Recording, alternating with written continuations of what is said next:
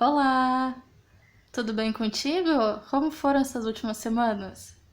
Então, hoje eu vou dar continuidade naquele terceiro vídeo em que eu explico como ocorre o nanismo, principalmente o subtipo acondroplasia, que, retomando, a acondroplasia é um dos mais de 300 subtipos diferentes que existem dentro da família do nanismo, tá?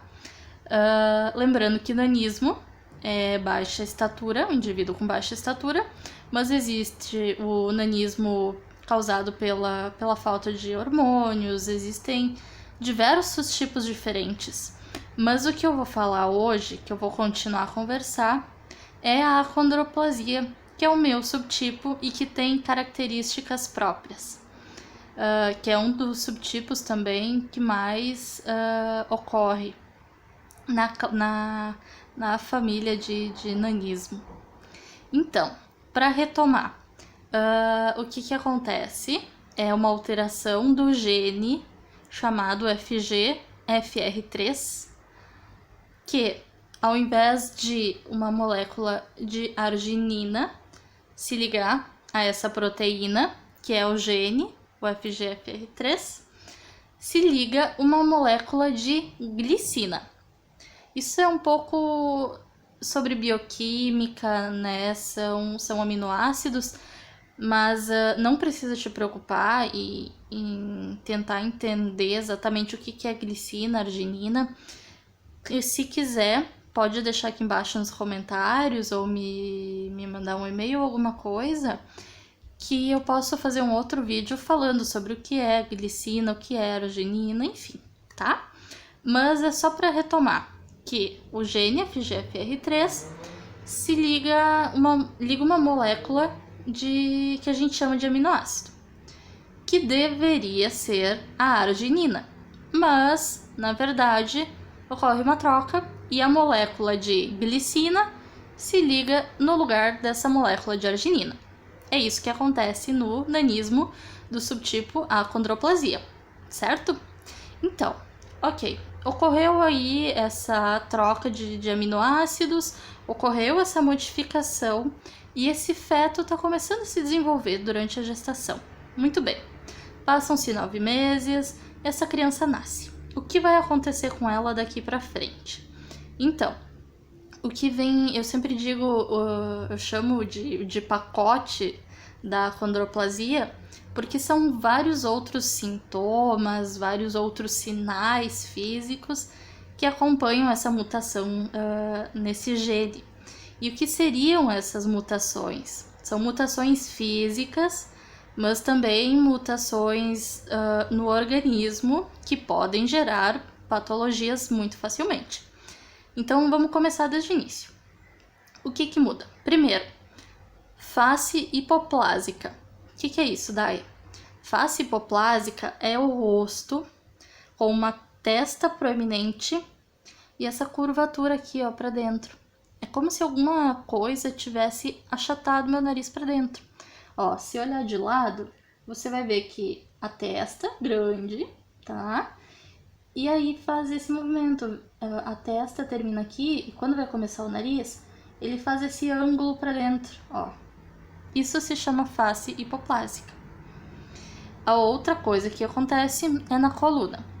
Nós temos na nossa coluna ossinhos bem pequenos que saem da coluna vertebral. Imaginem que isso é a coluna vertebral. Aqui vão sair vários ossos normais das costelas e saem vários ossinhos pequenos. Esses ossinhos pequenos a gente chama de pedículos curtos ou pedúnculos curtos.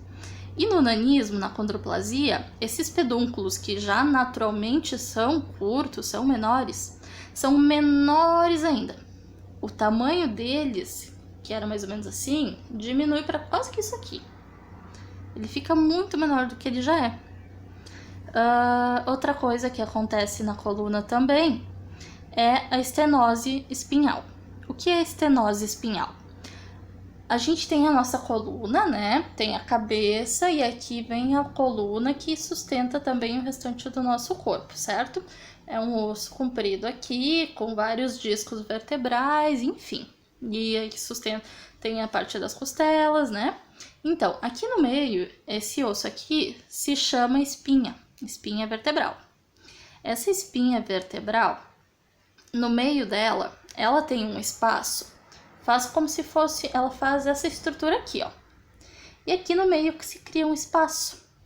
E nesse espaço passa a nossa medula e passam os feixes de nervos que saem da cabeça, do cérebro, para todo o corpo, para fazer os nossos movimentos, enfim.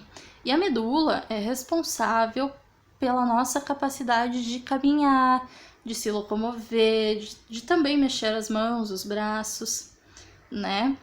Então, esse estreitamento desse canal, que a gente chama de estenose espinhal, o que ele faz? Ele acaba naturalmente pressionando um pouco mais a medula, que está passando aqui no meio, e os feixes de nervos, que ao invés de estar então dessa forma aqui, tá fazendo isso aqui, ó. Eles passam, eles conseguem desenvolver suas funções, mas eles estão num espaço muito mais apertado que seria o ideal para eles. E por isso que a chance de desenvolver várias doenças relacionadas à mobilidade, relacionadas até à perda ou não de movimentos das pernas e dos braços, é muito grande. E essa estenose espinhal, para manter a nossa medula ali bem bonitinha, sem que haja lesões, existe um líquido que passa ali e que passa também no cérebro, entre o crânio e o cérebro, e que faz a mesma coisa na cabeça, também protege o cérebro contra os nossos ossos duros do crânio. Esse líquido se chama líquido cefalorraquidiano. É um líquido que protege o nosso cérebro contra impactos e também protege a nossa medula contra impactos dentro do canal medular.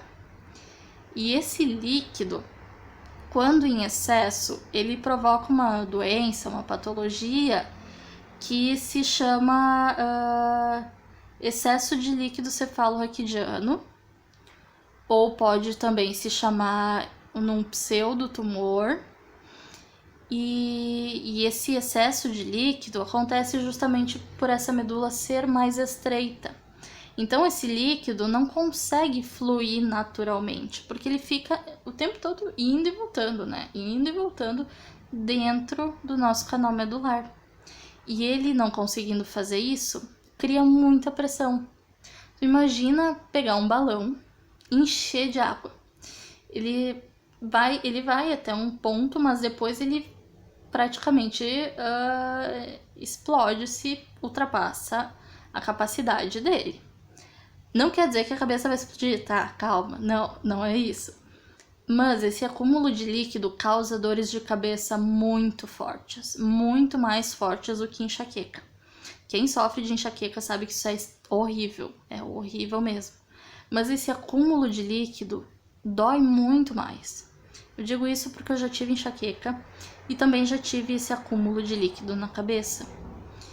E assim, eu cheguei a um ponto em que esse acúmulo de líquido era tanto que ele começou a pressionar os nervos ópticos, os nervos dos meus olhos, e em certos momentos eu perdi a visão desse olho esquerdo aqui. E por isso que é tão perigoso. Esse acúmulo de líquido acaba fazendo uma pressão dentro do cérebro, e ao redor do cérebro, e ao redor dos nervos que passam por ali. E se não for tratado, se não for feito um tratamento correto, pode lesionar o cérebro, pode desenvolver outras doenças neurológicas sérias, porque acaba lesionando regiões muito importantes do nosso cérebro. E também pode levar a perda de visão, até perda de audição, pelo nervo passar bem nessa região que tem essa pressão enorme. Quando eu desenvolvi isso, foi muito difícil, porque nós tentamos, né, eu e 2 neurologistas muito queridos, excelentes profissionais, tentaram fazer a remoção desse líquido. O que é a remoção desse líquido? É colocada uma agulha grande e um pouco mais grossa que as agulhas normais de vacina entre os discos vertebrais da coluna lombar, que é bem a coluna aqui embaixo. É parecido com a anestesia para fazer cesárea, sabe? E aí é colocada essa agulha para que alivie a pressão, aliviando a quantidade de líquido. Só que, como os meus discos vertebrais eram muito apertados, o espaço entre eles, a gente não conseguiu fazer isso. E a gente não conseguiu remover esse líquido dessa forma.